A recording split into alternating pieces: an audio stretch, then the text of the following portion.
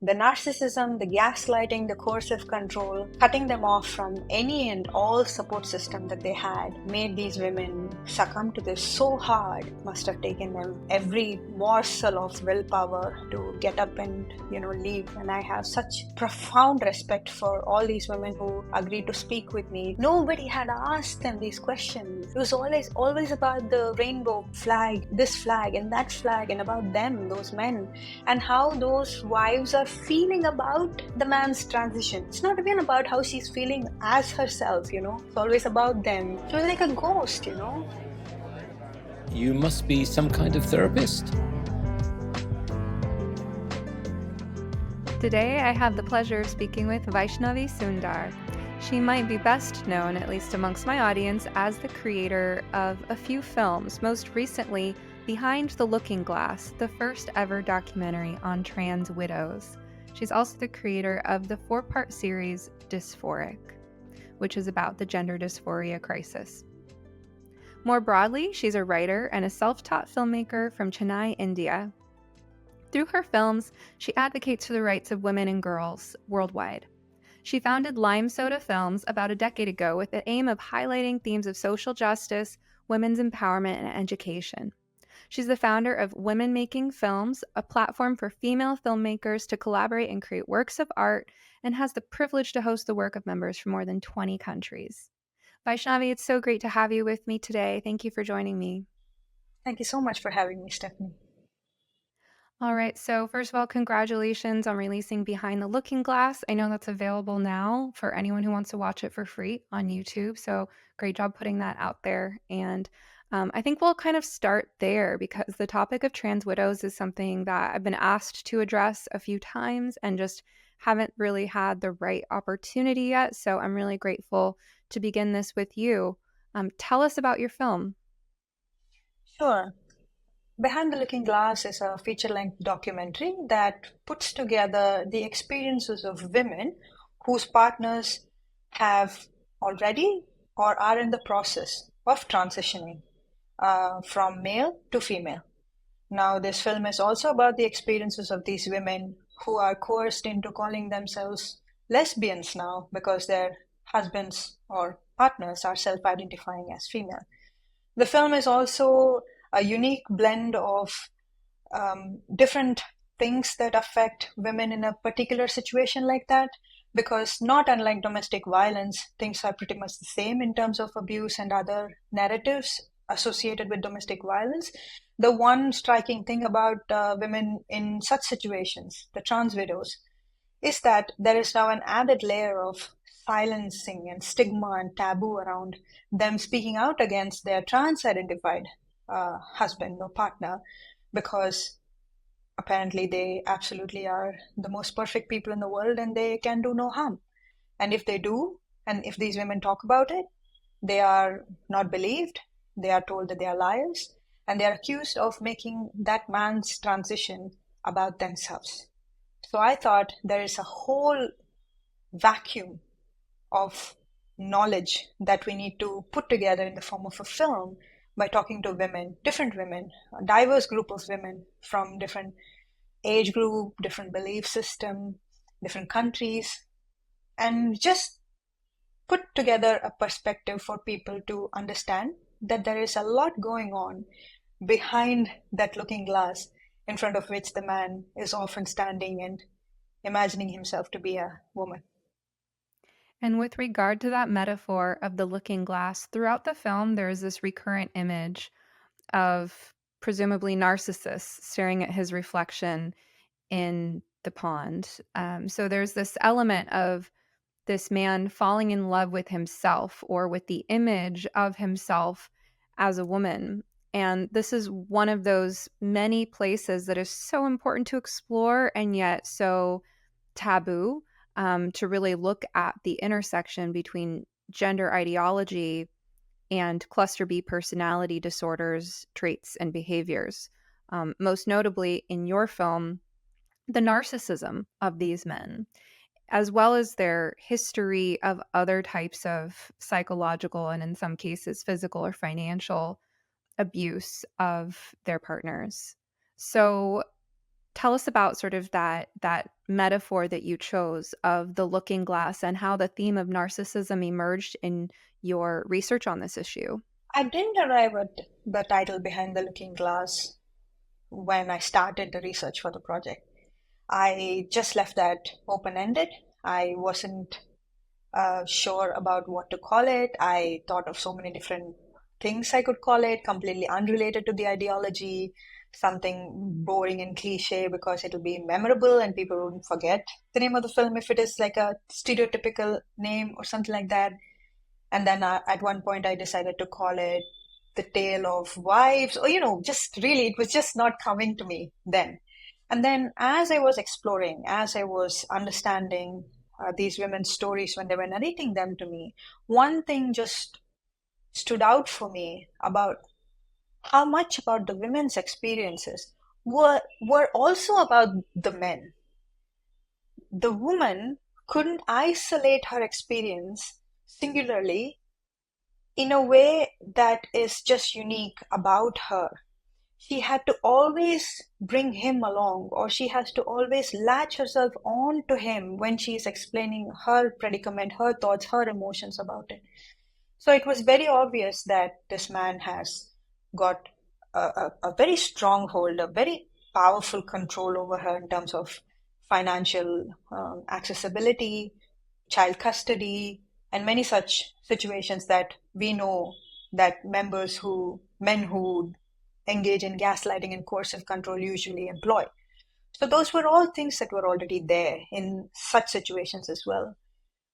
But I could understand that everything was about this man's reflection as a woman. And in his mind, it's not a reflection he's seeing himself. But we also know that it is the projection of himself that he's seeing as a woman that is seeming to be providing some sort of a titillation to him, some sort of a sexual gratification to him. We don't know uh, the reason why they do it. Not all of them have the same reason, but many of them have a very solid reason of looking at themselves and envisioning themselves as this female. And then all those stories that these women were narrating, in my mind, you know how sometimes when you chat with somebody and when they're narrating a story, your mind subconsciously just tends to build images in the back of the mind, right? So whenever these women were narrating these stories to me about how he would wear these clothes, he would buy a wig that will look like the wife's hair and things like that, I imagined those men standing in front of the mirror, but then a little bit far behind is his wife who's watching him watch himself.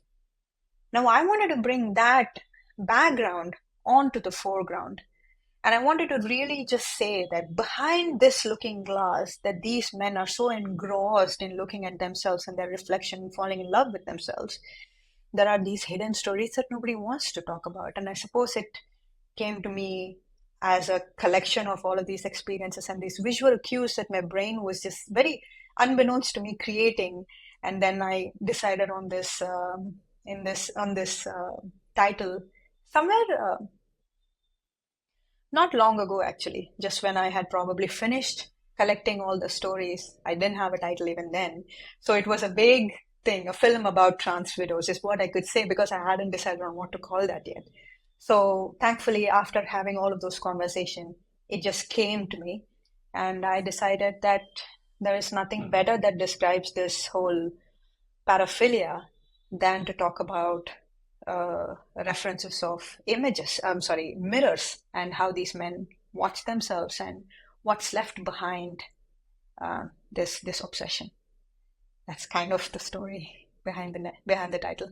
So, really taking the woman who's in the background and centering her in the foreground and highlighting what her experiences have been, sort of treated as an appendage.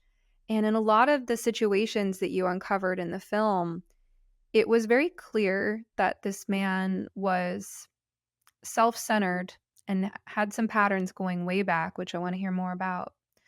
And it's like in any other situation, uh, most I would like to believe, at least most well-meaning people, professionals who run support groups and provide mental health services, clergy, those who are in a human support role, you would think would recognize that kind of dynamic and recognize that the woman is the victim here. She's the underdog. Maybe she has some issues with codependency or enabling, but her experiences matter. She's not just an extension of him.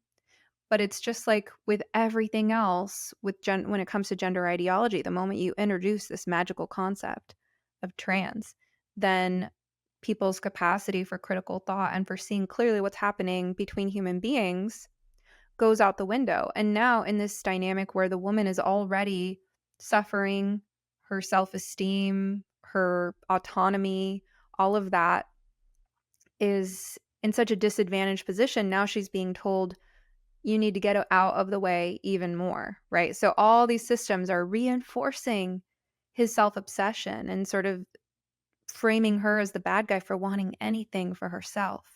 I think in this case, based on the conversations I've had with a lot of these women, I understood that they weren't even asking anything for themselves, at least in the beginning. They were just trying to understand and see if they can fit this into their lives somehow.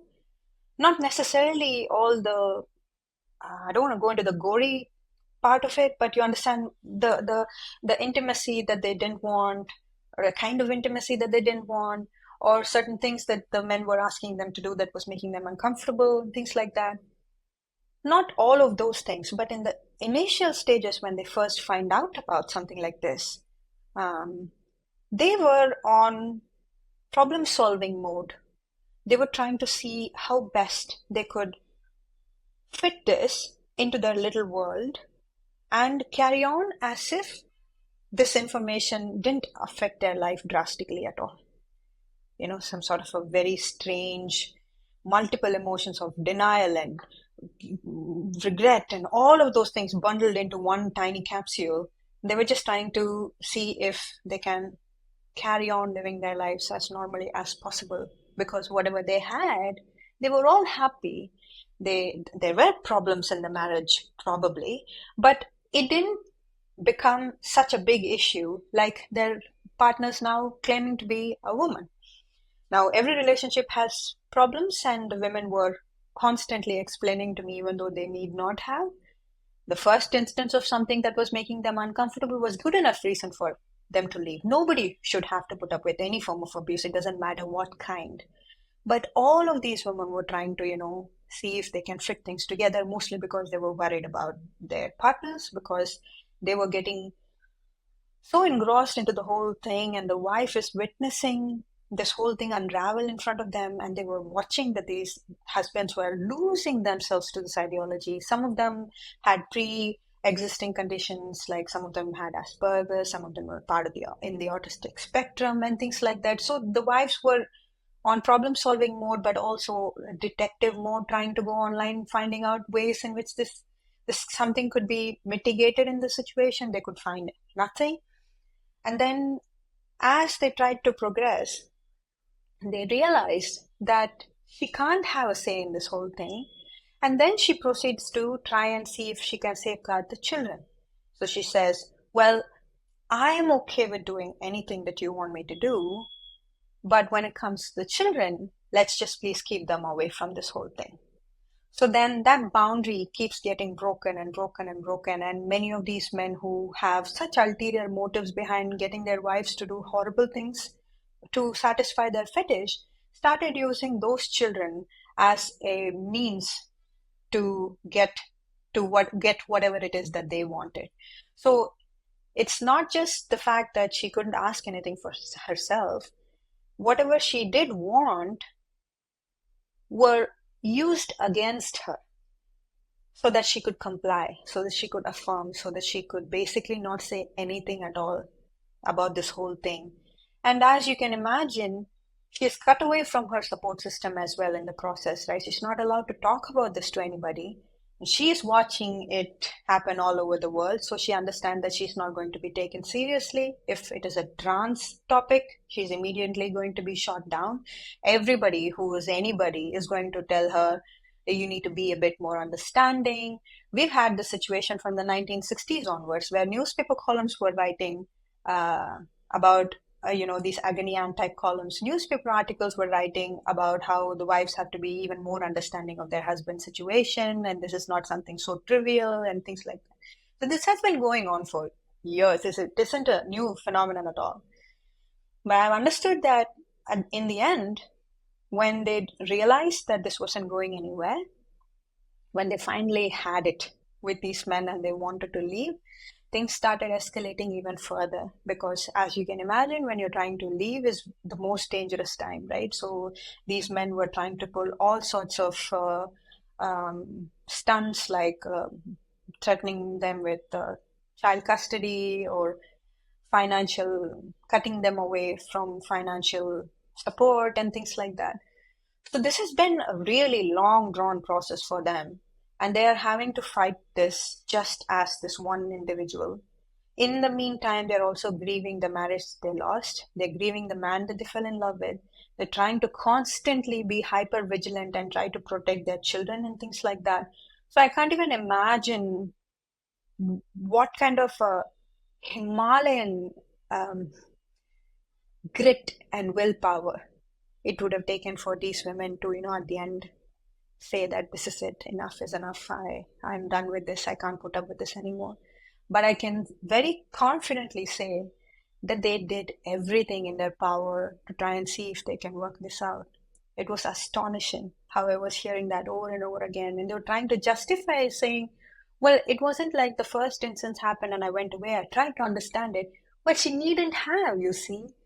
She didn't like something, she had all the reason to just leave the marriage at that point in time. But it is always her who's having to oblige, who's having to, move her boundaries around his whatever repertoire of dreams and desires. But he doesn't even lift a finger in the whole process. They self identify as female.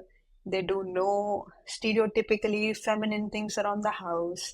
They do none of those things because it might, I don't know, spoil their manicure, pedicure, whatever it is. These are all actual examples that these women had given me.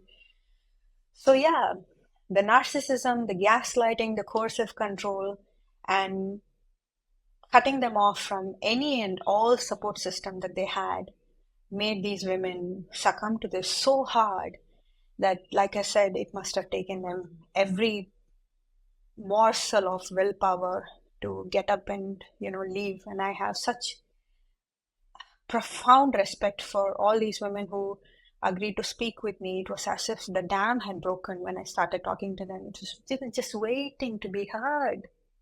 Nobody had asked them these questions. It was always about the rainbow flag and this flag and that flag, and about them, those men, and how those wives are feeling about the man's transition. It's not even about how she's feeling as herself. It's always about them.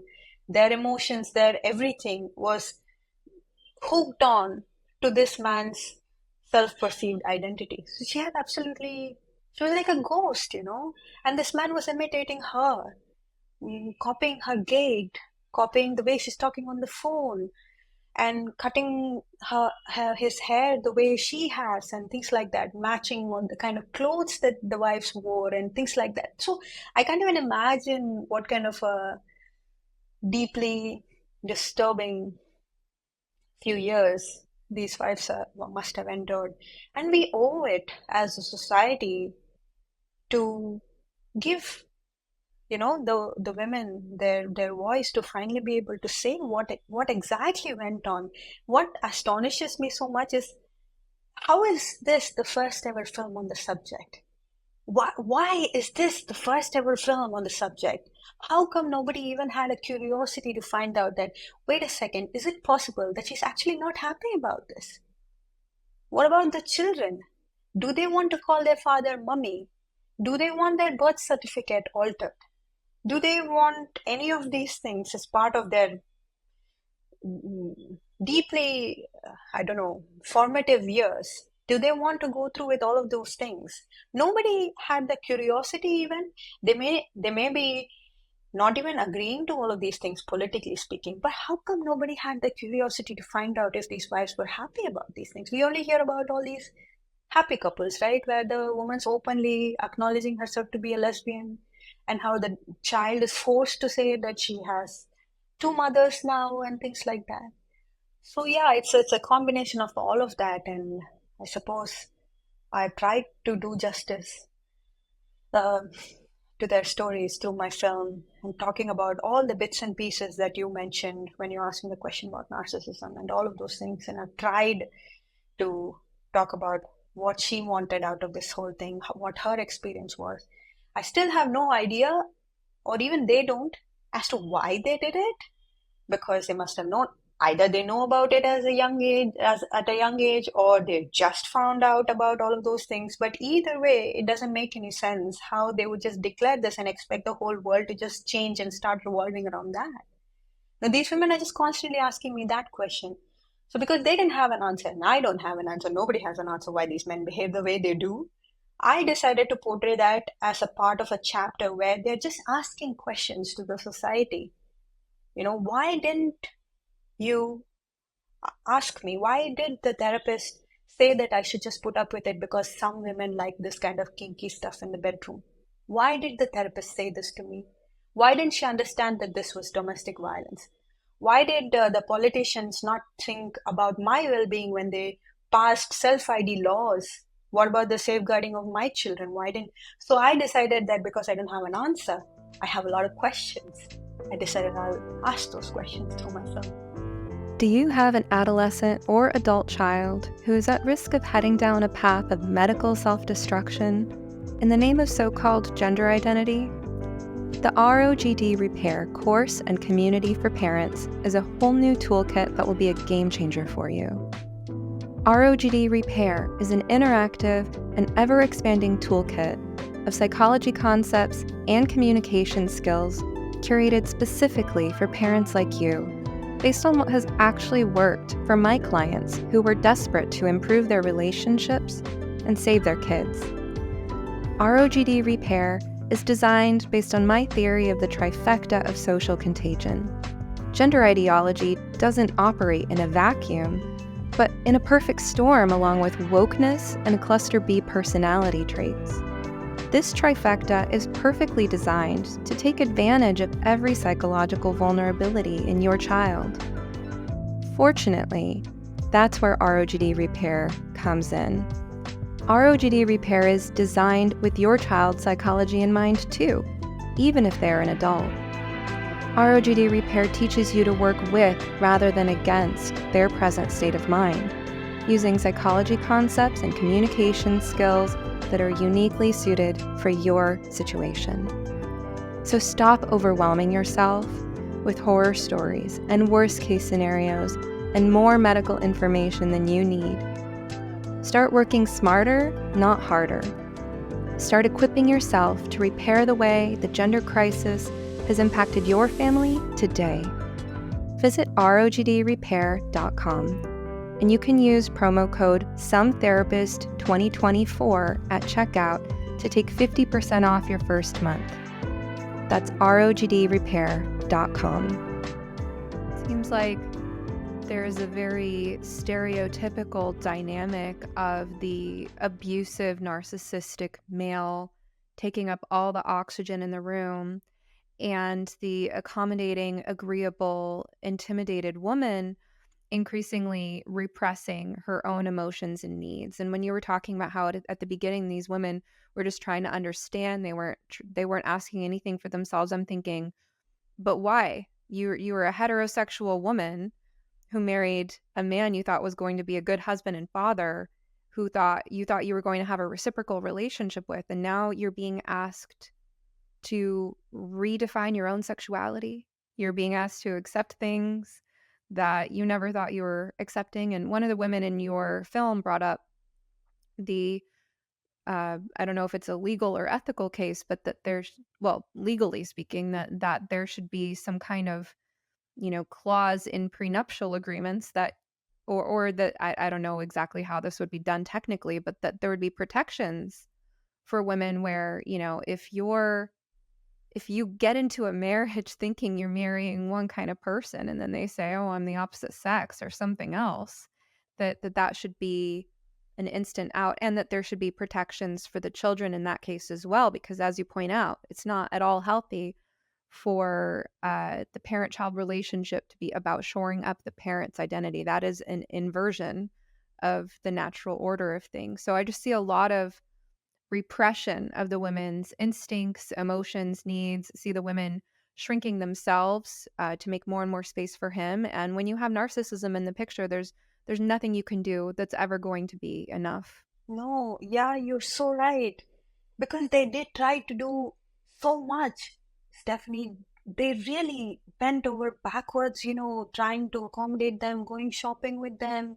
Not all of them, but some of them. They all did varied degrees of different things that they thought they will be able to do. Most of them just kept saying that they are in love with them. Could we not sort this out in any other way rather than you dressing and living your life this way? I love you. I'm in love with you. Therefore, I married you. Can't we figure this out together? Oh God. And many other women have had to suffer so much sexual violence. Many of these women have had surgeries before, and the man had absolutely no regard to any pain that she might be having because of the surgery. He just needed what he needed, and she had to oblige. And if she didn't, he would use her own line to point out that I thought you said you loved me. I thought you said you'd do anything for me. You wouldn't even do this little thing. And then they'll start crying, the whole spiel, the whole narcissistic projection spiel, where they will make it about themselves, make the woman feel bad for wanting to have boundaries. And all of these women, they all know that they could have left. And there were so many different things that they had to consider before just getting up and leaving. It's not possible. It's not possible in any relationship, forget trans, right? You can't just get up and leave. This whole thing happened because of whatever reason, maybe you were together for years. You can't just get up and leave. That's what these women were constantly telling me. But with the trans thing added on, unlike in any other situation where they might have found help elsewhere, they could at least get the feeling that they are not the crazy ones, because most of them kept feeling like they were going mad because they thought nothing was ever good enough, just like you said. What do I need to do for you to, you know, not torture me this way? And this one particular Australian woman, she asks, what does he want? Does he want my womb? Will he be satisfied then? Is what she says.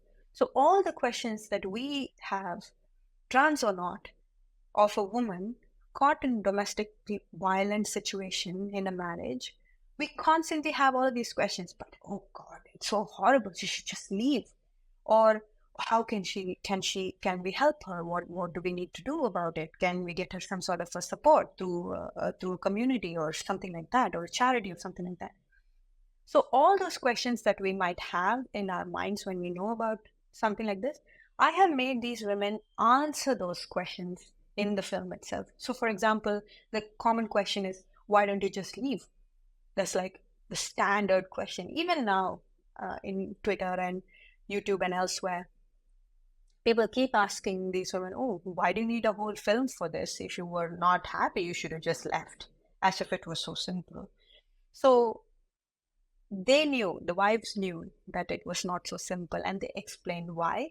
But that became easier for me to answer the trolls or to answer the naysayers who don't think that the women went through abuse, and the trans rights activists at the end of the day, who, by the way, won't watch the film but will rate my IMDb and Letterboxd with half with half a star because I'm just transphobic and all of that. That's what we're up against. That's what we're fighting when we're talking about domestic violence in the current scenario.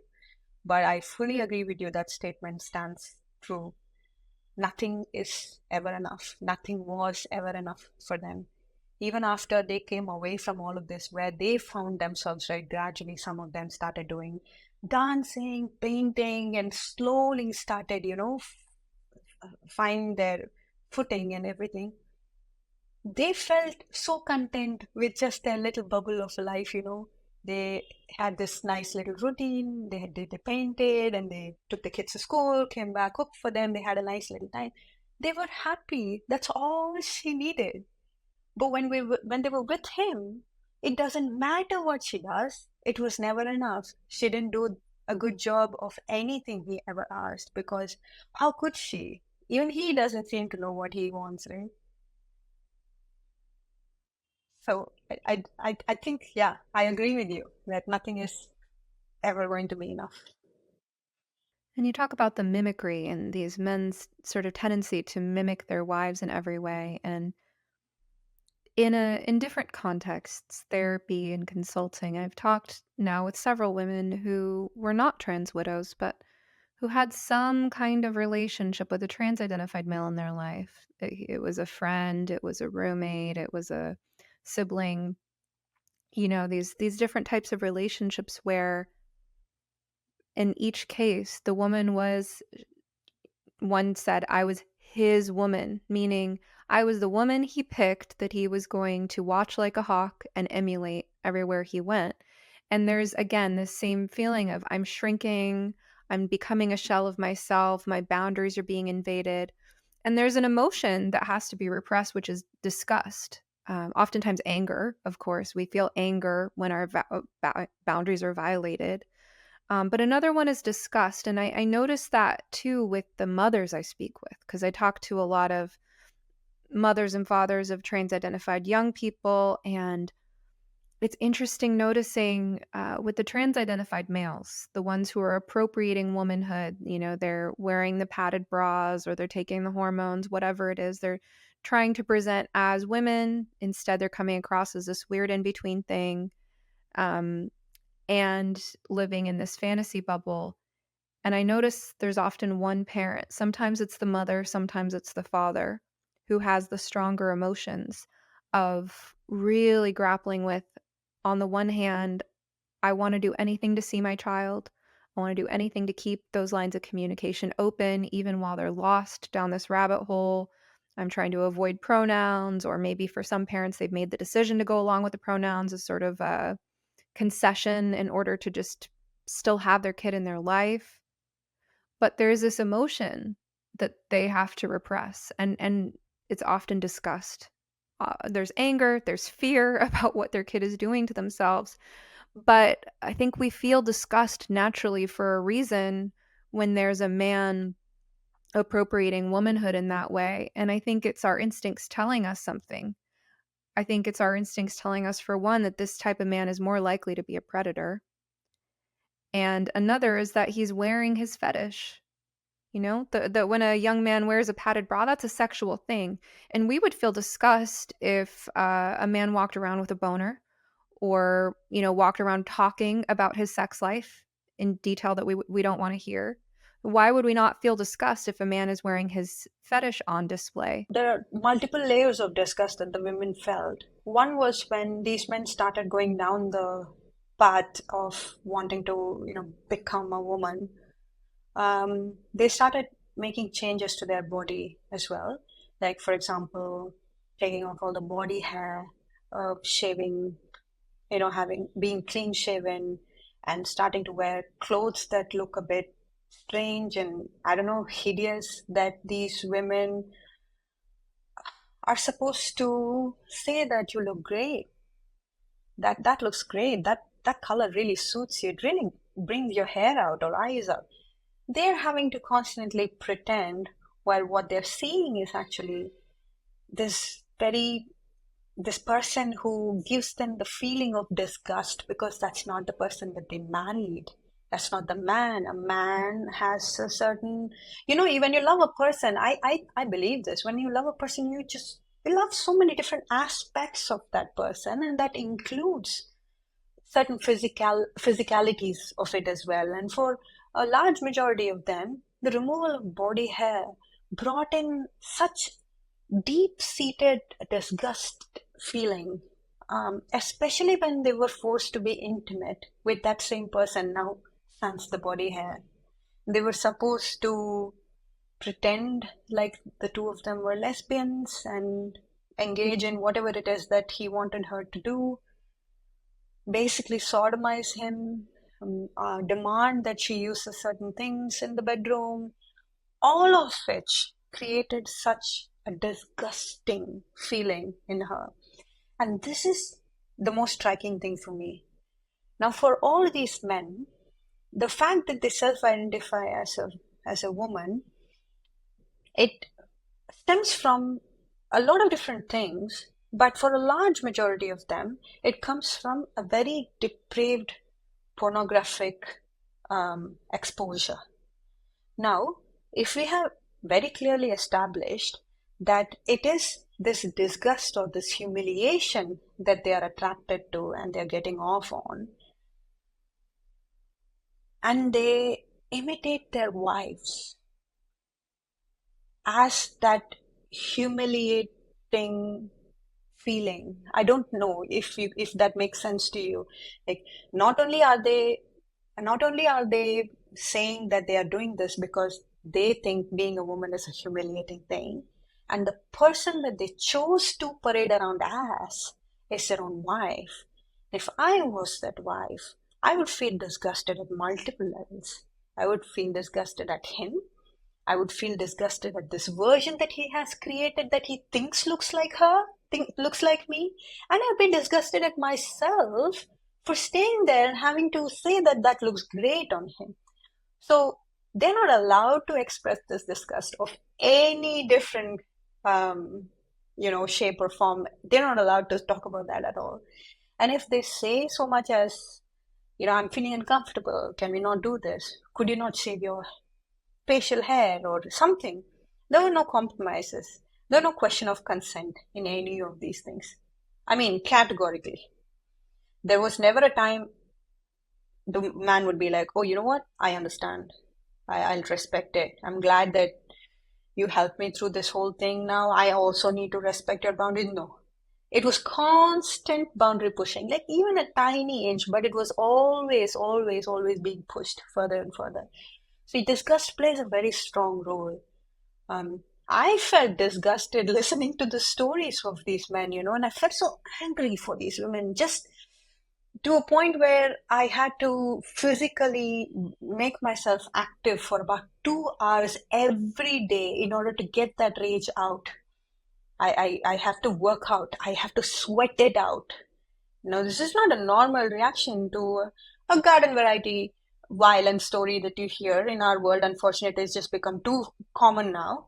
They're thinking, oh, that woman, poor woman, was beaten up by her husband. Oh, that is so sad. No, but this is a concentrated, um, like a situation where I'm consuming all of these things, and then there are these added layers of these men parading around as women, ridiculing her that way, and on top of all of that, the influence of pornography on it, and how that plays out in the relationship that they're having with this woman that they call themselves as well as the wife that they're emulating.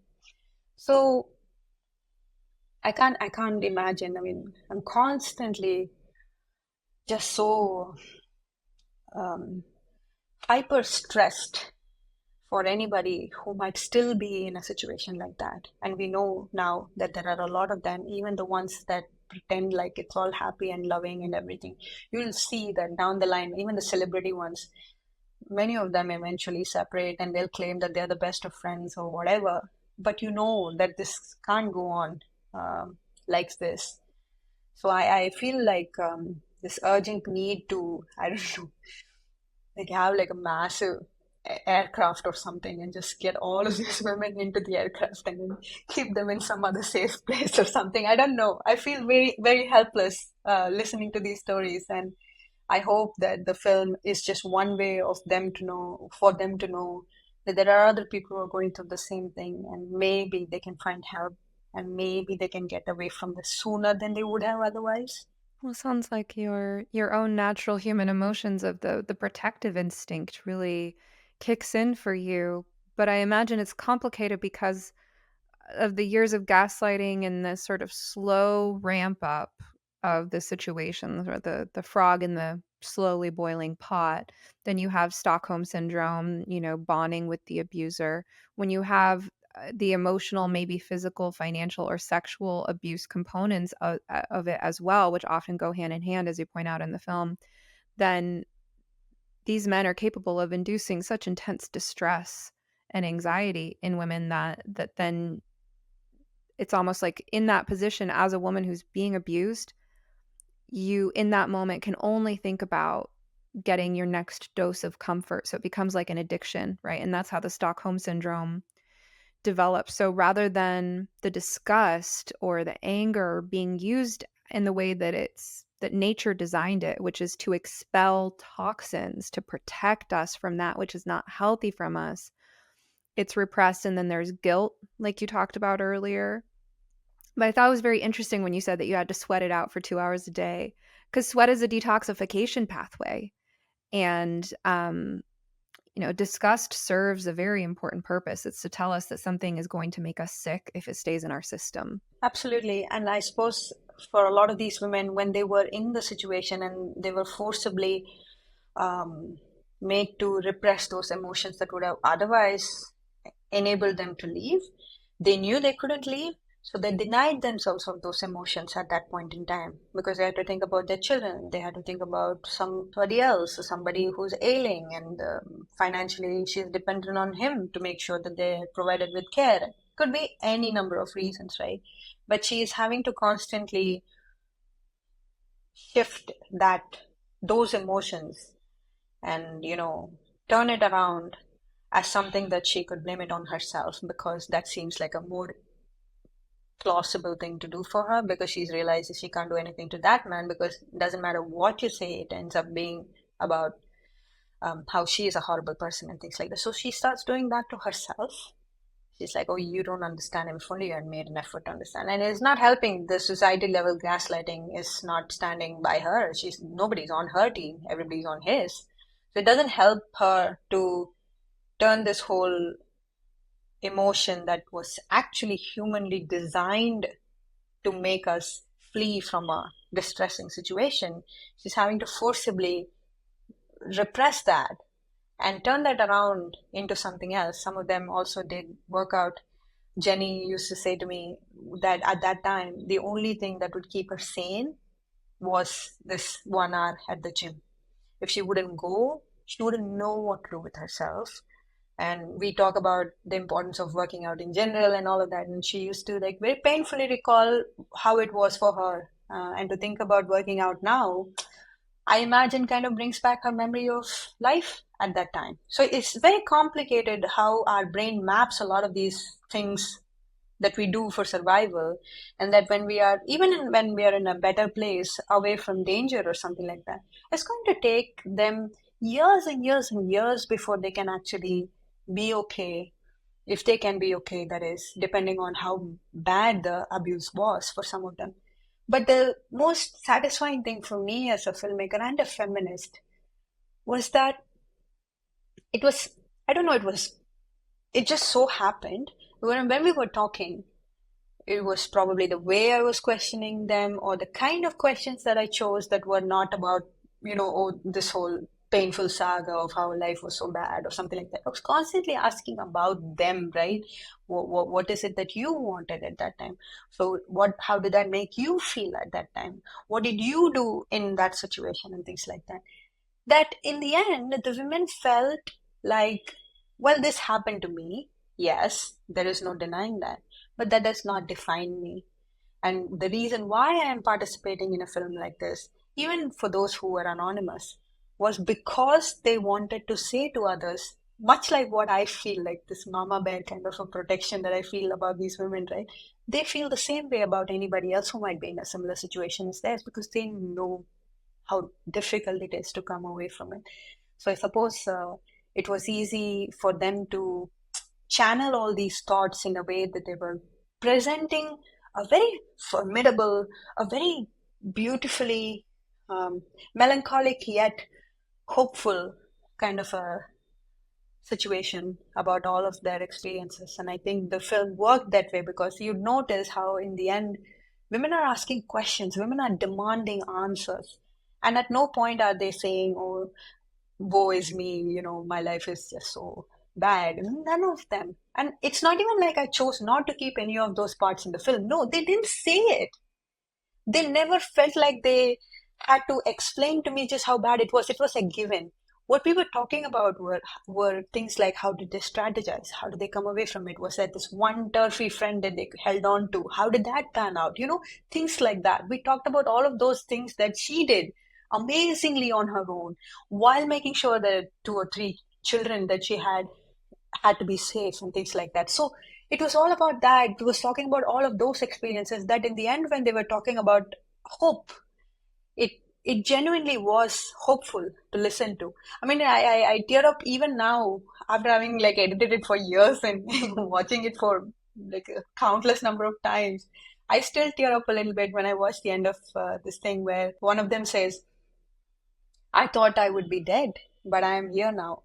And it doesn't matter what new things he's gonna throw at me. I'm gonna be okay. And the kids are gonna be okay. I'm feel confident. I feel confident enough now that I can take care of things like that.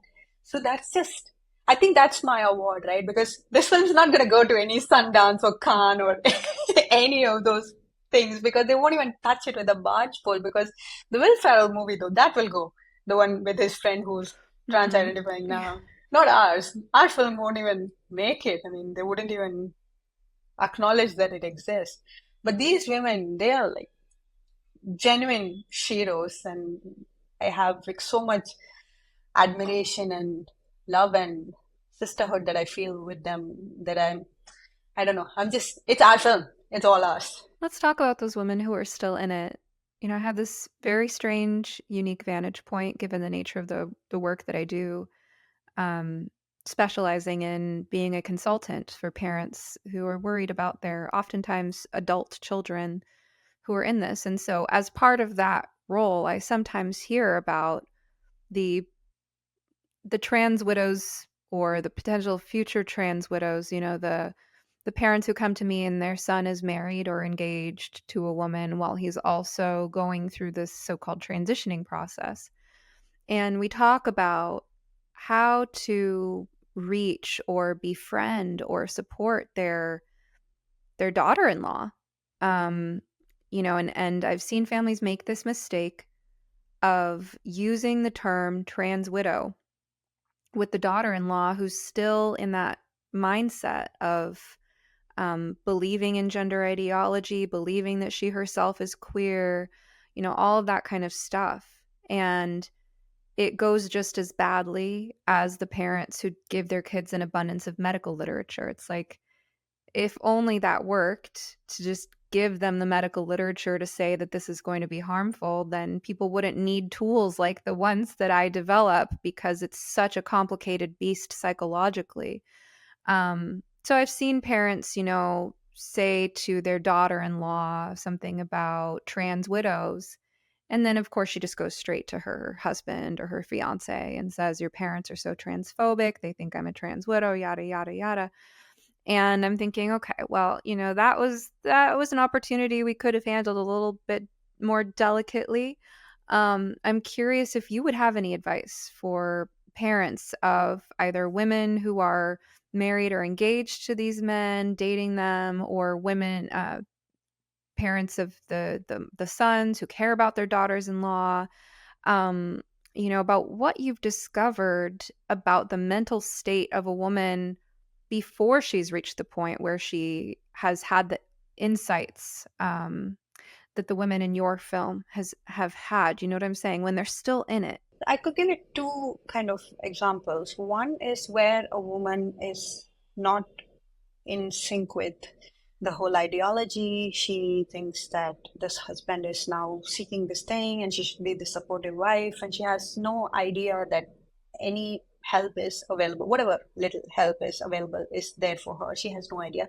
She just thinks this is a project now and I'm part of it and I'm supposed to be the flag bearer of it. So that's one set like that. And then there's other set where she is fully aware that what he is doing is abuse. She is fully aware that it is making her uncomfortable, but she is having to stay back in the marriage because of a few different reasons. And those reasons could be anything ranging from financial dependency, maybe She doesn't have a family. She only had him. And then there is also a situation where she has been vilified within her community to a point that even if she wants to, they will never believe her if she goes and reaches out to them. So there is two sets of people that I've noticed. One where they're just so openly supportive of these men. I suppose I wouldn't call this advice, but I keep thinking of myself in their shoes and what I would do in a situation like this. I keep thinking that I think I will constantly keep telling the daughter in law that I'm there for her, that I'm on her team, that it doesn't matter what she decides, she doesn't have to decide right now.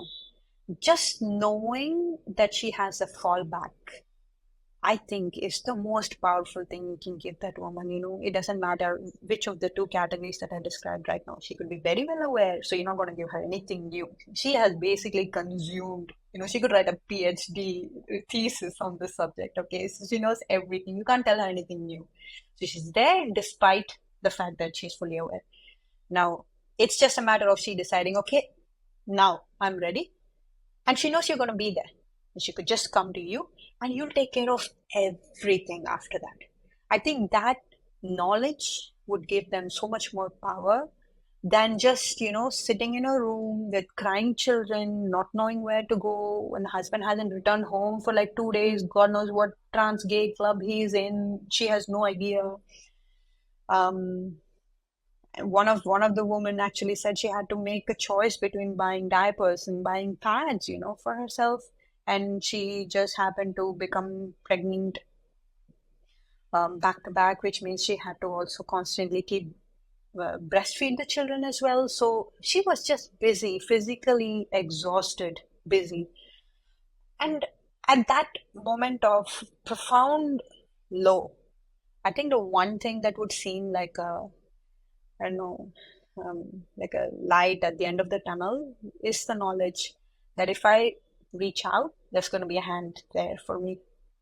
I think that's what most of these women never had, when they had to try and come away from it. That's why these films are so important. That's why these communities are so important. That's why the website that Tinsel first created, where she has put a lot of these stories together as a compilation, that was a historic first. The women just came together and they said, because Tinsel had that as her own experience, she decided that she will turn it into something that will benefit anybody else who is in a similar situation as her. It's that, and it is also Emma who created Children of Transitional website for children who are suffering from gaslighting and narcissism that their father is presenting them or putting them through. So I think in all of these cases, a lot of people had hands taken away from them. There are people that left them rather than them having the knowledge that no matter what happens, it doesn't matter what I decide, this person is going to always be there for me. That was never there. I think that's what is needed. How can you give women that reassurance when she's in the mix of things? It's very hard. It's very hard to give her that reassurance because I've been in abusive situations, and when other people would tell me, if you need anything, just call, I would never take them seriously. I would think, of course, she's just saying it. Of course, I'm going to call her for help. It's not like she's going to come. She's married. She's got children and everything. How's she going to come? But I would never know because I never made that call. And she could never show me. So giving them that reassurance is equally hard. But I think persistence is what would be the key there. Just wake up and let the other person know that you love them and that you are on their team, rain or shine. I think that's the only thing that you can do for women in this situation because you can't force them out of it because you never know what repercussions it might have on them, on the children. It might even be psychologically very dangerous for her a few years down the line if she's forcefully taken away from it. Much like what happens to people who are deeply indoctrinated in a cult-like situation and you take them away from that, they just don't know what to do with their life anymore. This seems no different from that. Years and years of conditioning and projection and self-doubts and all of those things, and then you just left with suddenly you don't have to deal with that anymore. You don't know what to do with your life. At least then you were just constantly on a fight mode. You had this activity that you had to do constantly.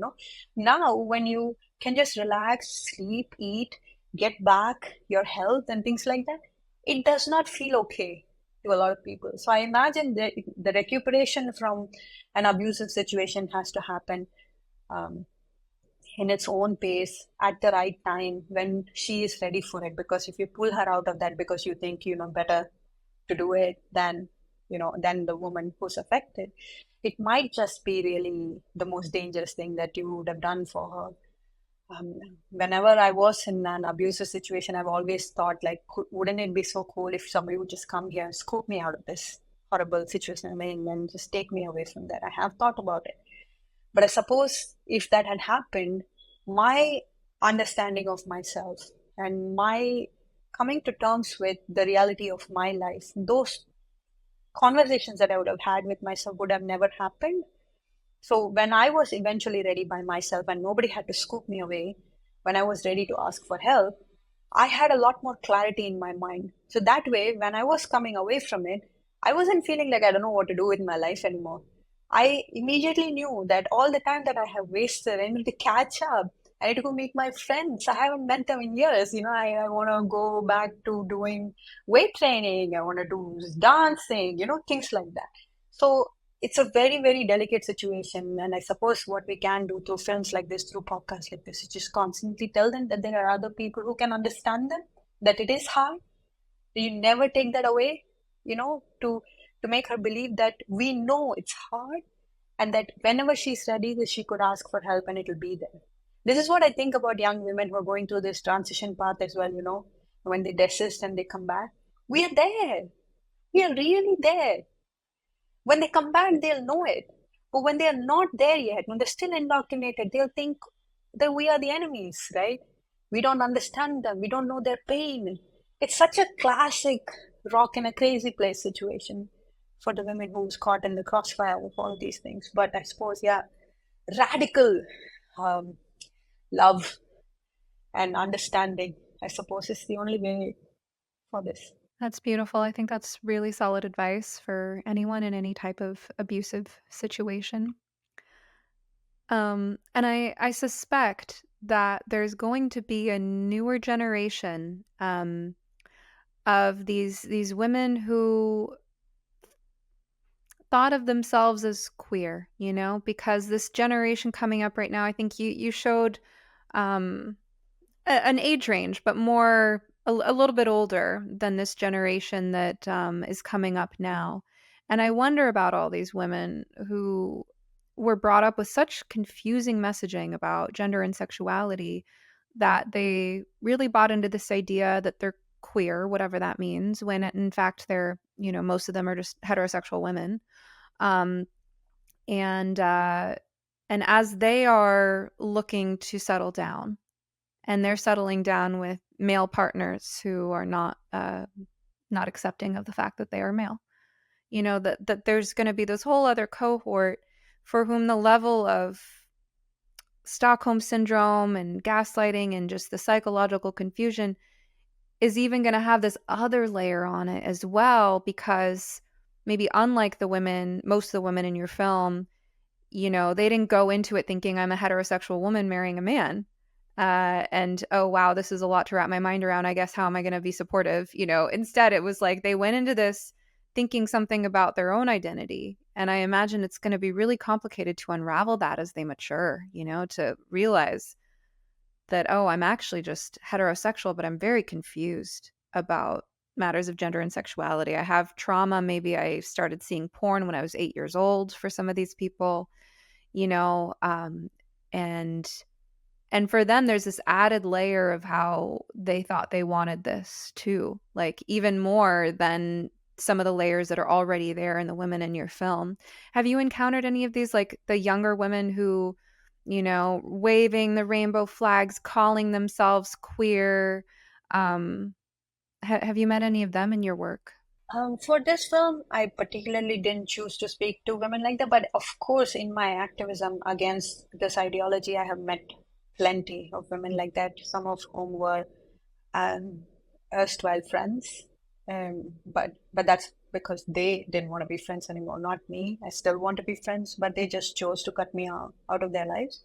I have seen these very I don't know what is the word. This almost like they feel that somebody is watching them and they're going to be rewarded at some point for how much of a supporter they are for this ideology. It's like they Hmm. think that somebody is watching them. They have to constantly prove, I don't know to whom, Mm. but like their very existence. I wonder when they chill. Wonder when they're not stiff. Yeah. I wonder at one point, do they just say, "Oh, fuck it, I'm It's just, like a I'm a." combination, if I can, it's like a combination of paranoia, grandiosity, magical thinking, sort of histrionic, like performative behavior. Yeah, it's all of that, and also them believing in this ideology as this sort of an all-encompassing thing that they have to constantly prove in order to gain that social capital. That's why when they, for example, something so trivial like losing a few followers affects them so deeply. Like they have to find out from Meta as to why their follow count just dropped one day. So what? So what that it dropped? What is the significant change that has happened in your life because some 20 people chose to unfollow you? That becomes a topic of their um, discussion in all of Instagram for like weeks together. I follow a few of these people. I mean, it's tedious. It's like brain rotting content, but I watch it because I want to understand them. I want to understand what goes on in their mind when they feel like there's some sort of a judgment that is being made by everybody, right? Especially within the trans circles. Are you supportive enough? Are you how good an ally are you? Like it's one of those things where if you slip and if somebody's correcting you, you immediately have to profusely apologize to a point of, just falling at their feet or something because you've done this damning thing of, I don't know, saying something wrong, which nobody really cares about. But this whole culture of them constantly trying to prove themselves that they are indeed a good person, supportive of all of these things. In our film, the much younger demographic that I spoke with, but I chose not to include that bit in the film, were women whose lesbian partners chose to transition. Now, now, the motivation behind women transitioning and leaving their partners behind is completely different from why men do it.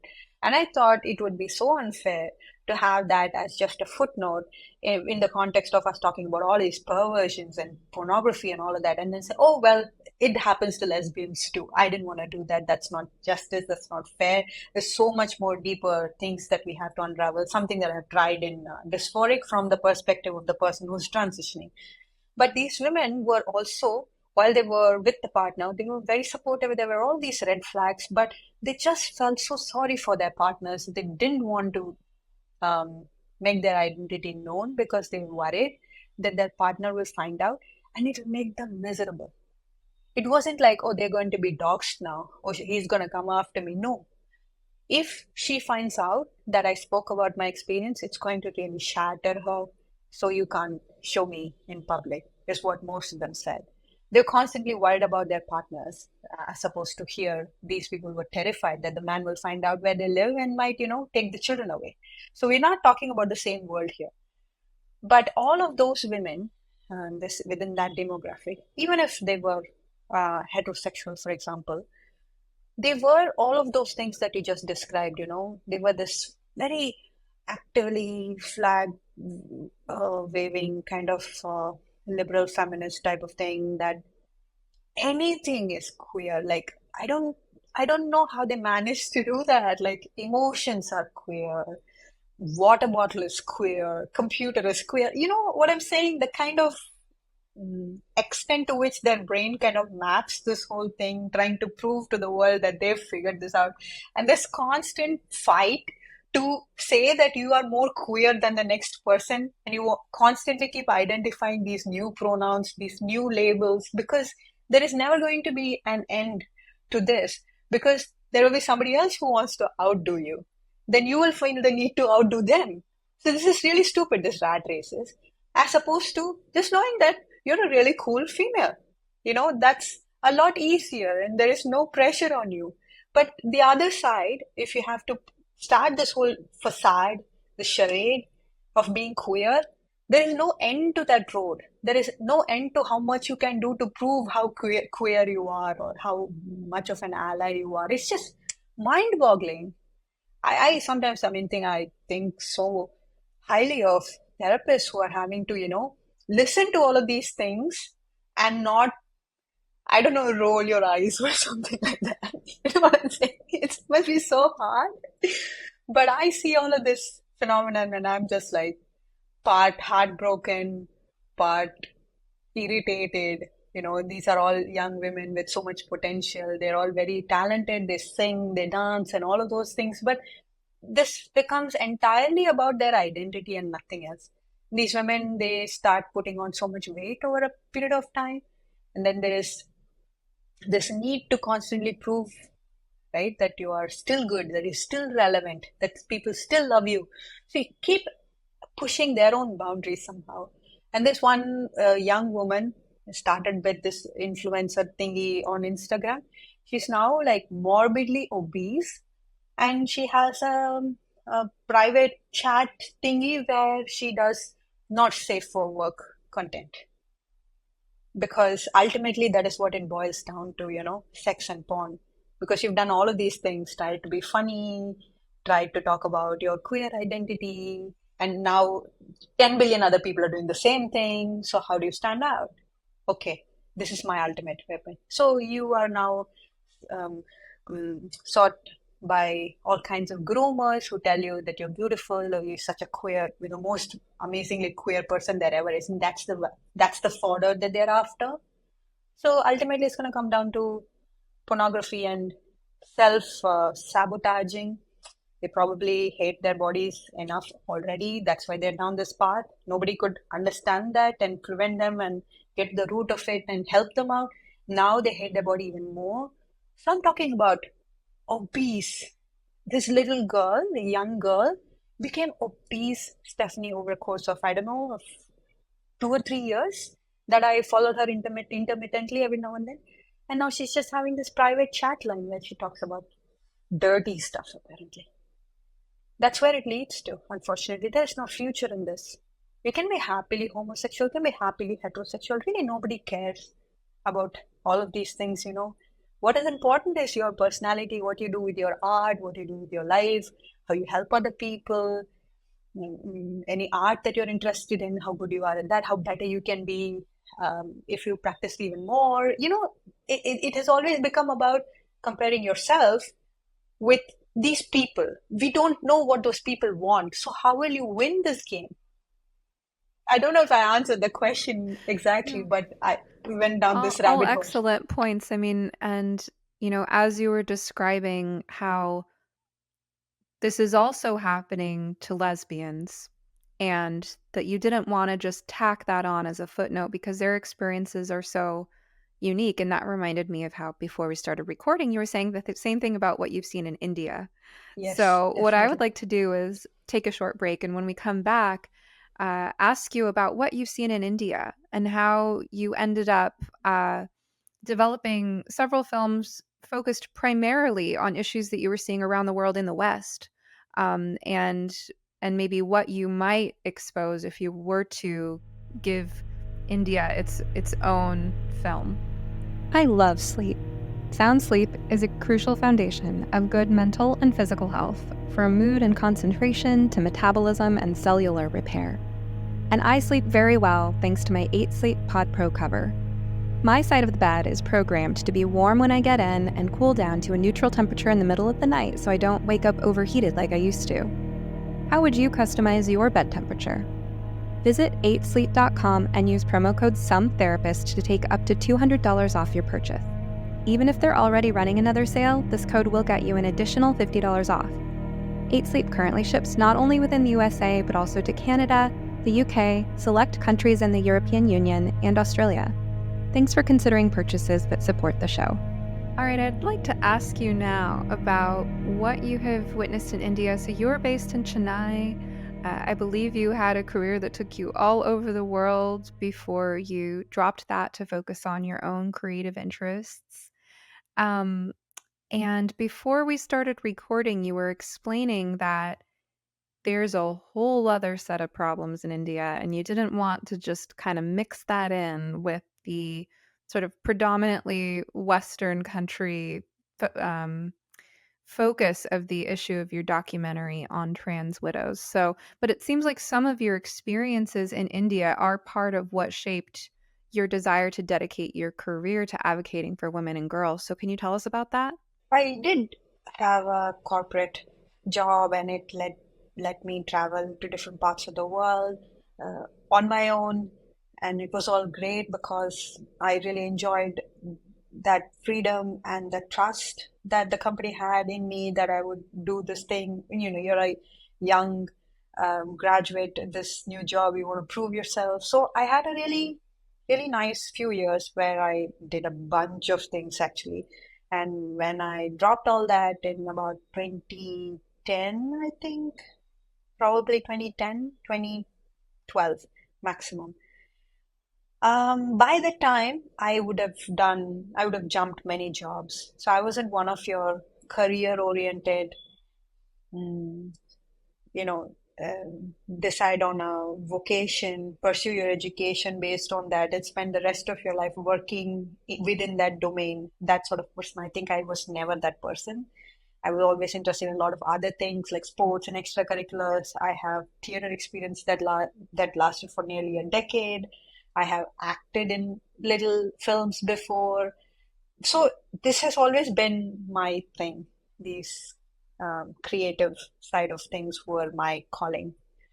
And when I decided that I didn't want to do this rat race of a corporate life, of course, that was a decision I had to take very carefully because all said and done, the corporate job was paying me monthly a salary that could afford me a life that I was living until then. So I had a complete rehaul of my life when I decided that I will quit my job and I will figure it out. That kind of a luxury not a lot of people could have, and I really did have that luxury. I'm very well aware and grateful for that. It was also around the same time when my personal life was going through quite a tragic time, and I decided that I was anyway not able to focus very clearly on my work and other things. I was not interested in, performing and climbing up the ladder, breaking the glass ceiling, none of that. I was just so miserable and really depressed, and I was in a really bad place. So when I started pursuing creative things, my first ever film was like a semi-autobiographical story that I just wrote as a short story, and then a few friends just persuaded me to make it into a film, and I made it into a film, and then since then I have never looked back. This is perhaps the one vocation that I have stuck with for such a considerable amount of time, and I feel like I have just um, understood my potential and I want to do so much more, and I only just figured myself out, and everything along the way I just taught myself to do it. You have all these amazing people who made amazing films, so I watched films and I learned and talked to people about a film that I watched, and basically it's just a lot of introspection and a lot of movie watching and just a lot of allowances that I gave to myself to make mistakes, fall down, get up, make mistakes again, new mistakes, hopefully, and then get up again and do it all over again. So I could afford to do that at that point. But it was very clear to me, even at that stage, that my life, just like any other Indian woman's life, is mired with a lot of stereotypes and restrictions based on the fact that you're female and all of those things. In Dysphoric, I would have briefly talked about how I have had a conservative family. There were restrictions on what clothes I could wear, and what time I need to be back home, whether I can play with this person or whether I can talk to that person, and so on and so forth. So it was constantly just this scrutiny that I had to deal with constantly, that I was very clear from a very young age that we don't live in a level, we don't have a level playing field. That much was very clear to me. Probably the day I was born, I sometimes joke to my friends, I, my mom gave birth to me. The next day I was an adult. That's how I think sometimes. It's like I've never had the opportunity to be a child. I've never had the opportunity to, I don't know how to explain this. It's an experience that you have living in a country where in the DNA of people, they don't treat you in the same way as they would treat a man or a boy. So this kind of thing is like in your DNA also as a female, that you convince yourself that you're not good enough because after all he is a boy, he is better than man. So male violence against women and this inequality in the society and my constant rage against all of those things have been a constant. I grew up with them. So when I dropped the whole career in corporate spiel and decided that I will pursue filmmaking, it was very obvious to me that I'll make films about women, about all of these things that I'm facing. And I didn't know, I wanted a poetic and a creative outlet for all the things that I don't have questions for. At least I could ask those questions, much like what I'm doing right now. It's all started then. And I have never lived anywhere outside. This is my briefly lived in a few different places, but I've always come back here. In fact, I haven't even left this city. This has just been my home. The born was forever here. It's fascinating how when you were young and you had these school friends and they are now married and they have their kids and everything, and then they get back in touch with you on Facebook or something like that, they're constantly talking about how they are so jealous of me, how they see that I'm now making these films and I'm not married to any man right now, and I'm talking about women's liberation and I'm talking about saying no to patriarchy and all of those things. And these friends of mine, they tell me, oh, I just look at you and I'm just so envious because I'm just stuck in this marriage that I don't even like, and these kids that I have to take care of, I have absolutely no time for myself. So all around me, there were these stories that were waiting to be told. Right? It was not like my life was any easier, but that's not the point. What I'm trying to say is everybody in my life, every single woman in my life had a story to say. And I think I just took it upon myself to just start saying that one by one. And that's when this whole saga of me trying to understand Indian women began. As I could master my attempts at making the film, making fewer and fewer mistakes, I decided I would channel all my thoughts and energy on things that are in urgent need to be heard. So one of my very important, very big film project that I took up was on workplace sexual harassment. Because in India, if I talked about sexual harassment in general, I'd probably make that film my whole life. So I had to limit it to like a workplace kind of a situation, because this is a country that has a rape statistic that is the reputation of which the whole world knows. So I decided to talk about workplace and how it affects women, not just the ones that are CEOs sitting in an air-conditioned office, but also a domestic worker, a construction laborer, or a street hawker who's selling flowers outside a temple when she has periods, and that's her workplace. Where does she go if it rains? Where will she go and hide? And if a man is harassing her who is just a passerby, will she be able to appeal and explain to the police that this man is harassing me? This is my workplace. Provide me with redressal. What happens to women like that? So that's what I tried to address in that film, and I call that "But What Was She Wearing?" And that is like it has got a gradient of women from so many different walks of life. And this has never happened in India. Again, to my dismay and utter horror. Why is that the first ever film on the subject? Why didn't it occur to anybody before to put these things together and provide that as like a tool that people belonging to at least the organized sector could do something about it? Because there were now laws that were coming up, people were asked to set up committees and all of those things. So if my film could provide that in some sense, that's a victory, the way I see it. So I did that film, and that film was supposed to be screened in New York, and they canceled it because I tweeted something about women needing free, safe, sex segregated safe spaces. I mean, I'm coming from the film that I've just finished making about sexual harassment, and these poor street hawkers, where would they go? I would never forget this image, this mental image. It is agonizing sometimes. This woman, She had to pee. She's selling something on the street. Her house is probably somewhere far away. She had to pee. It started pouring and she just sprinted to one corner. And I was able to watch all these things because I was in an auto rickshaw just stuck in traffic. And she's there. She's running to one corner and she's just standing there, right? I deduced that what she did was she was peeing. There's no toilet nearby where she could go, which would be safe. So she was just standing there because it was raining. It didn't matter. Her clothes would be wet. She'd be wet anyway. And she was wrapping up her work anyway.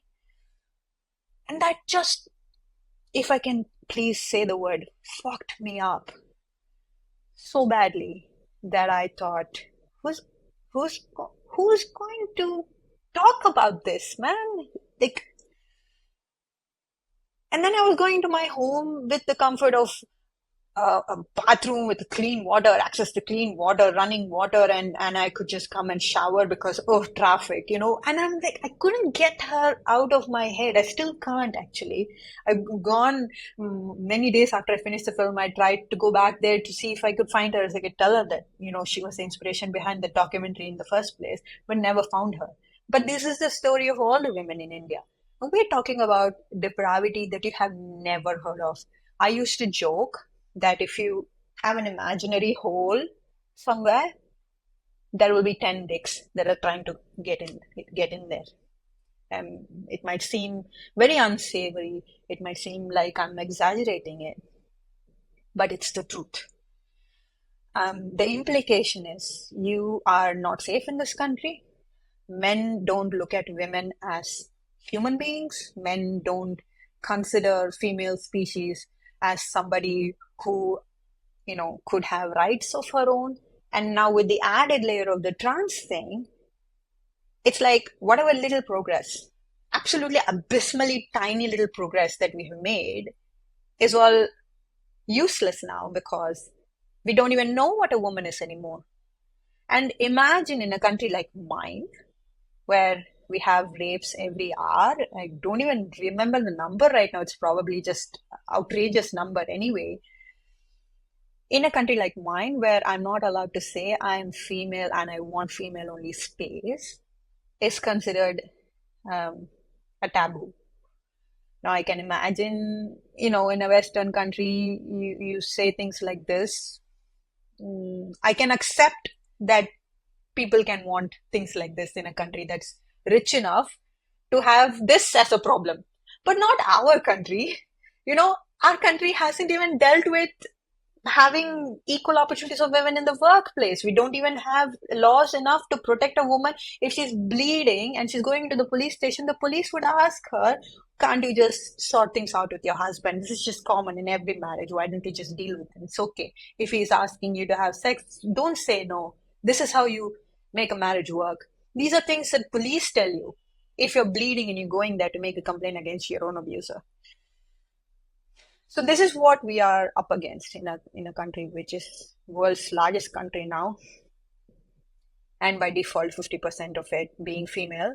So what's happening with the gender ideology is you're immediately putting that 50% of the population in my country in danger, including the ones that are cheering for the ideology to be, you know, progressive and calling themselves queer. You're putting that woman in danger just the same, because all these females that are going through this process right now, chopping off their breasts and being part of these forums and everything, there are enough groomers online who want to at the beginning say that you're one of us now, you're one of the guys now, and they have them come gain their trust, make them part of their inner circle, and rape them. Stephanie, these men know that that is a female. Okay, so these trans identified females are getting groomed into these gangs. And what is the one thing that these women want? Acceptance in a society, right? Like, not look at them as these weird people. And they're now presenting as male, they're hanging out with these men, and those are the very same men who are raping these girls because they know what a woman is. This is the backdrop of my country. Now, obviously, as you're aware, 4 years ago, I flagged this to the Indian mainstream media wrote to a lot of these media outlets asking them to commission me a piece where I was going to singularly connect pornography and the depravity of Indian men in a piece, right? Very radical feminist in its approach and whatever. I didn't get any response because by this time I was duly cancelled. I said then that any woman who gets raped, right, gang rape particularly, if by any chance the media releases the name of that woman, that poor little girl, the first thing men do is go on pornography website and search her name. If there might be any videos of her being gang raped so they can watch it for masturbatory purposes. And this is not just a one-off psychopath, no. This is a large majority of Indian men. That's the backdrop we're talking about, right? And we know for a fact what porn can drive you to do, including considering yourself to be a sissy, slut. Some of these men who are married and have children and have respectable jobs and everything, you can see a subreddit called Indian Sissies. Please go there. If at all you have to go there, don't. But please brace yourself when you go there. Indian Sissies is a subreddit. It's like all the tech bros and the I don't know, I don't know, all of these bros, right, who are part of their part of this ideology. They have all moved and they have just camped there in that subreddit where they post pictures of themselves naked or in female costume and things like that. One guy who was calling himself a slut wrote a manual, a training manual for primary school teachers as to how they can teach kids, primary school kids, that male and female does not exist, that if they like pink, then they must be a girl, if they like blue, then they must be a boy. Now, this man has pictures of himself naked in a subreddit called Indian Sissies. Nobody has made this connection and considered him a danger to the society. In fact, he has moderated panels on endometriosis. He's given that kind of a platform because, he's trans, you see. And there are many such men, many of whom are married. We don't know that. These are at least these are the attention-seeking ones, right? Then there might be many of these men who have homosexuality is not illegal, but you can't marry. Same-sex marriage is not legal yet. It came this close, but they said no in the Supreme Court recently. So when I'm growing up, at least in the 60s and the 70s, I don't have any role models. So I would think that in order for me to like a man, I ought to be a woman. So there were probably many gay men who considered themselves as women because they were only attracted to men, because they don't see any other exceptional cases as role models where two men can be in love, two men can be married, and they can be happy together, just as two males. They went down this path. Now, aside from that, there are a lot of these cultural connotations of hijras and other things as well. Unfortunately, it's all become like this really like a mix of things all under this one trans umbrella right now, that you're not allowed to say anything about anything at all because one way or another, you're upsetting some subset of that trans umbrella. Anyway, so you're not allowed to talk about it. You're not allowed to talk about how pornography has influenced something like this. And then they evoke this whole hijra thing and they say, this is divine thing. They don't have control over their urges. They have dedicated themselves to God. So you're not supposed to talk about things like that way, in a sort of a dismissive way. But why not? You are the one that has tagged all of them under the trans umbrella, right? But anyway, so a lot of men are porn sick. A lot of men watch a lot of depraved stuff on the internet and they force their wives to act out certain things that they watch online. Classic male behavior, porn sick male behavior. And a lot of them are also doing certain things to their wives that is very similar to what these trans widows have narrated. Now, the problem is, now this woman who's going through that right now, if I go to her and say that, do you know that what your experience is similar to many trans widows who are going through the same thing all over the world. The first question she would ask me is, what the hell is trans widow? What are you talking about? I don't know what it means. Now, obviously, we are a multicultural, multilingual country, right? We don't have one common language. 20 odd states, and each state has different language, and there are so many linguistical differences between the same language that they sound like a different language in itself. So basically, there are a million things that divide us, that somehow make it really difficult for women to come together as one unit. It's very, very hard. We don't have a common language. Imagine not having a language to unite women. How hard this battle is already. So I know for a fact that everything that I have described in Behind the Looking Glass happens in India. Now, these men put their wives through certain things that are unspeakable. If I would, I would bet that it is far more depraved than anything that's happening anywhere else in the world, because Indian men just have that kind of a reputation of being the most porn sick people in the whole world. I don't even mind being openly hateful towards these men who engage in pornography and abuse their wives. I have an open hatred for men like that. Anyway, courts are also providing divorce, where the wife is seeking recourse, and the court is saying, well, all right, your husband is now identifying as female, therefore this marriage is void. Now the court system is not doing that because they care about the well-being of the wife, no, or that she might be abused and that's why the court is being lenient towards her, no. Court believes that a marriage between two people can only happen if there is a man and a woman. Now, if the man is saying that he's not a man, the marriage becomes void. That's why these women are getting their divorces. And in India, the victim is removed um, from the system. It becomes the perpetrator versus the state, right? Because we don't have the inquisitorial model. We have the same as Britain. The victim is removed from the justice system. It's always the state versus the perpetrator. And it becomes very hard to find out who this woman is. So now I'm in Chennai and I hear about a case where the court just granted divorce to this woman who is in, I don't know, Jaipur or Delhi or somewhere. I have no way to find this woman out unless I have so much influence and I have all of these legal people under my, in my speed dial or something. I can't know these women. And I can never put a call out for women going through these experiences because we don't have a common language. Imagine doing some sort of a propaganda in 30 languages at any given time, hoping somebody will show up.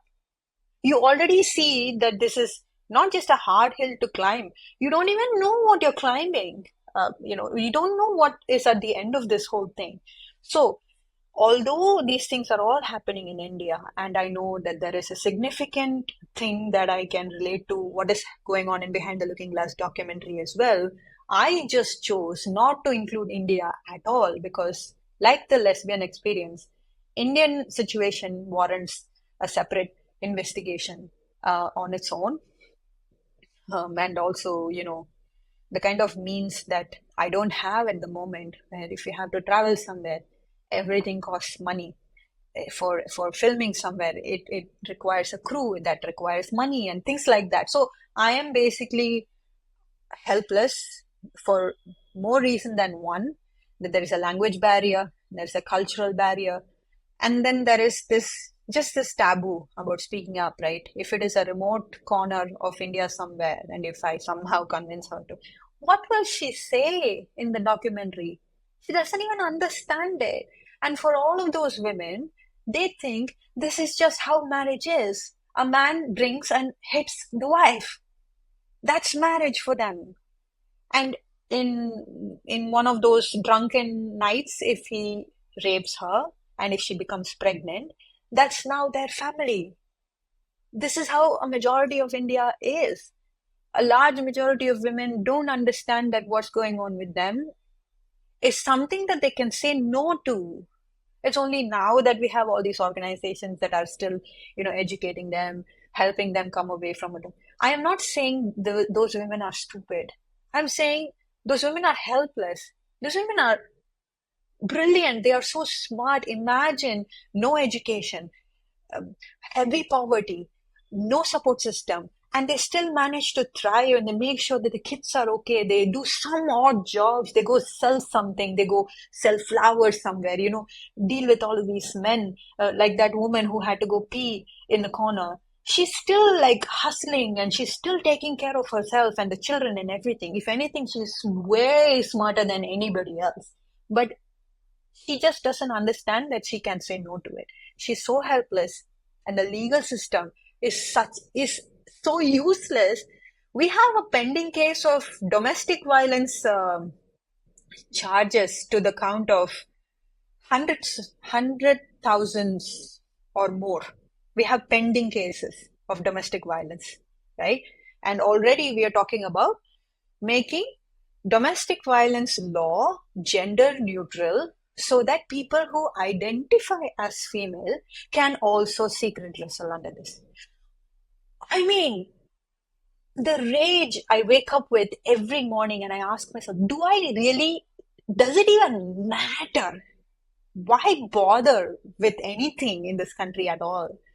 And the amount of willpower it takes for me to get up from bed, sit in front of my computer, and like get something done is something that I astonish myself with some days. But this is the reality of India, and some might argue that I'm exaggerating and I'm only talking about the really bad things because, of course, India has sent a rocket to the moon.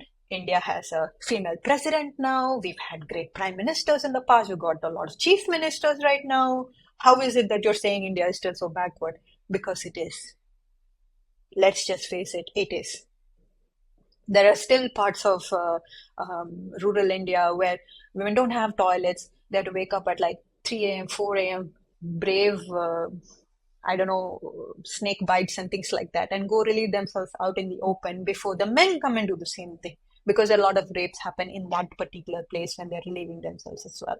And they have to go so far away to do that so that no man watches them, or know where the women are going. This is still happening now, and we still don't have a lot of rights, or at least we have rights that are on paper, which is so useless when it comes to implementation that you might as well not have a law at all. That's how it feels most of the time. Now, this is the India that I'm in 2024 when we're doing this interview, and this is still like we're talking about male violence against women. If you factor in the things that they do to children, to animals, this podcast will last for days.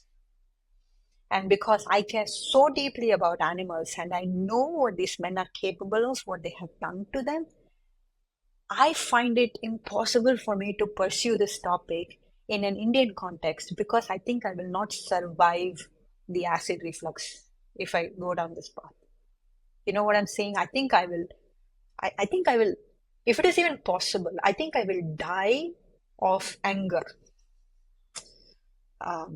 There's only so much channeling you can do and like look at it objectively and all of that. I mean, truth is, after every film, I am burnt out. I am burnt out beyond words can describe. When I finished, but what was she wearing as well? I was just like, okay, film is over. What now? Things are just such shit. What am I celebrating here? That's how I feel. Even now, even after Behind the Looking Glass, a lot of my friends are like, "Are you feeling happy? Are you feeling excited? The film's over." I feel nothing, zero.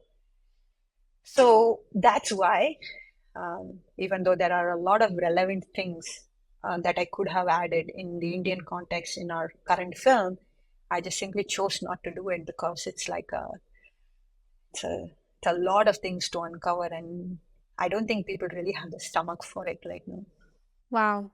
Well, with everything going on in India, I am so appreciative that you took the time to highlight these issues happening for women in other countries. India just sounds so much worse. So you talk about the financial barrier, the linguistic barrier. Um, do you think you'll ever make a film about women's rights in India? And if so, what would it take? What kind of support or resources would you need? Before Dysphoric, I only made films about Indian women. It was only with Dysphoric that I started expanding to give a sense of what's going on globally, with a little bit of reference to India. I always bring it home to India with every film that I make. Behind the Looking Glass is the only one I had to very consciously not include India as a footnote, because I know that if I just say it, it might seem as if it's not that big a deal. And I didn't want people to think that. I would want to do justice to just how depraved Indian men are with a film on its own, right? Um, would I make a film like that? I mean, I don't want to, but I think I am stupidly crazy enough that I might end up doing it at some point, because I'm just like that. I'm just a very, these things anger me. And a lot of my creative pursuits have, mm, how do I say it, blossomed at the tipping point of rage. At this point of like just a crescendo of rage. I'm just like, what do I do? What do I do? And if I retrospectively think about all those things, the one about workplace sexual harassment was a direct result of all the things that I was hearing around me. There was Me Too in India. Oh, Me Too happened after that. But there was all sorts of sexual abuse allegations that were going on about really powerful people. Nobody was batting an eyelid. And these women have had proofs. You know how they say that, you don't have proof. If you need to have proof, how can you say accuse somebody? You might be just a person behind his money, or you just want some limelight or something like that. You know, all kinds of things that they say to women, except believe her, except say that I believe you. But all those things were happening, and I think I was just too angry, and I didn't know. Um, Murder is illegal, so I made films. I think I will always make films about India. I will always have. That's why I didn't leave. I won't leave. I hate this place. I mean, the place is beautiful. I hate the men. I hate what they do to women. But I will never leave. I can never leave. This is where the shit is going down, and it'll be not right to just escape it. I will make a film on this at some point. Some point. Well, it sounds like you have, in some ways, mastered the art of using anger as a fuel. If you'd like to say it that way in a very beautiful, like a sentence formation, then I will just accept it gracefully. But I think I'm just, even the making of the film is a result of anger, right? Sometimes I think that makes me um, very mentally sick, very mentally traumatized, and things like that. But then any creative expression is a combination of a lot of different emotions, right? So I justify my rage as one of those stronger ones, while all the other things that I have, that I feel like compassion for children and animals, my love for safeguarding women's spaces, and what I wouldn't do to make sure I fight for it, and all of those things are like tiny aspects of it. But I suppose that rage is like the most prominent emotion, so I allow myself that by justifying that there are other things, it's just not that prominent. So I accept your sentence, the beautiful sentence that you said, but I think it's all of those things. The age is just at the very visible part of my creative experience, creative expression, probably. Well, Vaishnavi, I think we'll wrap it up there. Thank you so much for coming and sharing your wisdom with us and your creative process. As much as you're ending on the subject of how much rage you go around your life with, I think there's a tremendous amount of compassion in your work. I think so. I want to never lose that. You know, people keep asking me all the time, this get desensitized for you somehow, that you listen to all these things over and over again. No, I don't want it to ever feel desensitized. I don't want to ever feel like, oh yeah, that happens to women here a lot. You know, I should say this, but I can always feel this bubbling acid inside my body that I think I will never want to lose. And I'll have to find a different way in which I can keep that in check and turn it into something more productive. I think that's a lifelong thing that I will have to do. But I do have a lot of compassion. I think without that, anger wouldn't come. It's because you have compassion, why you have so much anger, right? Because you see a wrong and you identify a wrong, and you want to call it out. The first step is compassion, and it just materializes into anger, I think. And I'm feeling really proud of my rage in that sense. I think you're right about that. Thank you so much. Thank you. So you're on YouTube. Your channel's called Lime Soda Films. Where else can people find you? Oh, they can find me on X. They can find me on Instagram and Facebook. These are and Spinster if women are in it.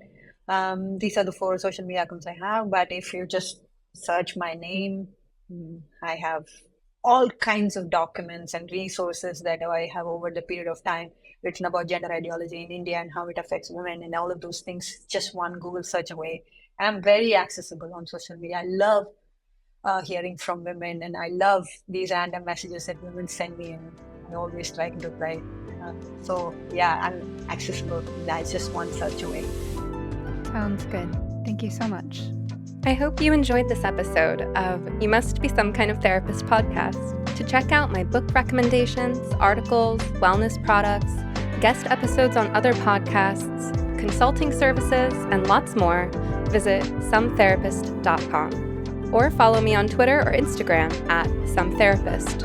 If you'd like to go deeper, join my community at somekindoftherapist.locals.com.